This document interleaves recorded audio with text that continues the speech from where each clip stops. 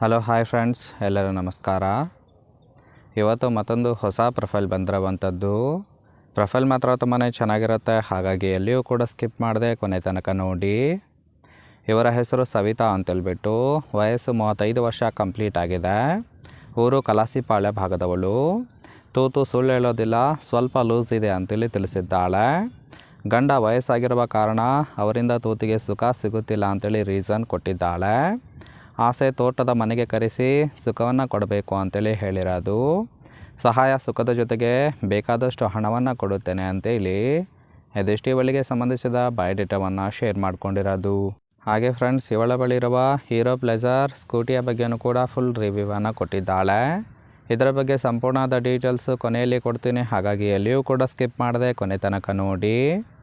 ಜೊತೆಗೆ ತೋಟದ ಮನೆಗೆ ಕರೆಸಿ ಸುಖವನ್ನು ಕೊಡುವೇನೋ ಅಂತೇಳಿ ಆ ಒಂದು ವಿಚಾರದ ಬಗ್ಗೆನೂ ಕೂಡ ಕೆಲವೊಂದು ಡೀಟೇಲ್ಸನ್ನು ಕೊಟ್ಟಿದ್ದಾಳೆ. ಮೊದಲನೇದು, ಗಂಡ ವಯಸ್ಸಾದ ವ್ಯಕ್ತಿಯಾಗಿದ್ದಾರೆ ಅಂತೇಳಿ ತಿಳಿಸಿರೋದು.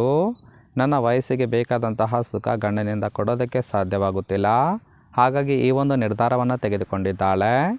ಗಂಡ ಮನೆಯಲ್ಲಿ ಇಲ್ಲದಾಗ ತೋಟದ ಮನೆಯಲ್ಲಿ ವಾಸವಾಗಿರುತ್ತೇನೆ.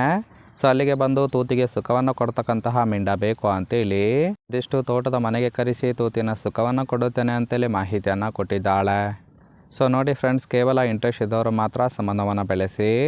ಇನ್ನು ಈ ಥರ ಗುಣ ಇದ್ದರೆ ಖಂಡಿತವಾಗಿ ತೂತು ನಿಮ್ಮದೇ ಅಂತೇಳಿ ಸದ್ಯಕ್ಕೆ ಬೇಕಾಗಿರುವ ಗಂಡಿನ ಗುಣಗಳ ಬಗ್ಗೆನೂ ಕೂಡ ಮಾಹಿತಿಯನ್ನು ಕೊಟ್ಟಿದ್ದಾಳೆ.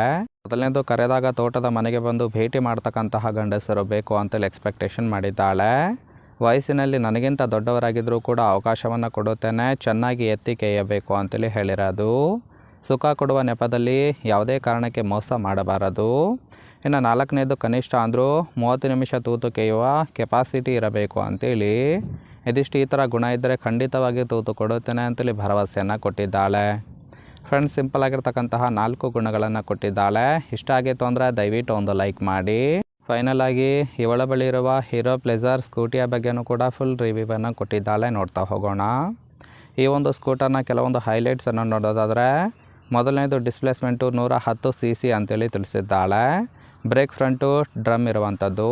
ಸೊ ಬ್ರೇಕ್ ಟೈಪಲ್ಲಿ 2 ಟೈಪ್ ಬರುತ್ತೆ, ಒಂದು ಡಿಸ್ಕ್ ಮತ್ತು ಡ್ರಮ್ಮು, ಆದರೆ ಇದು ಡ್ರಮ್ ಆಗಿರುತ್ತೆ. ಟೈರ್ ಟೈಪು ಟ್ಯೂಬ್ಲೆಸ್ ಅಂತೇಳಿ ತಿಳಿಸಿದ್ದಾಳೆ.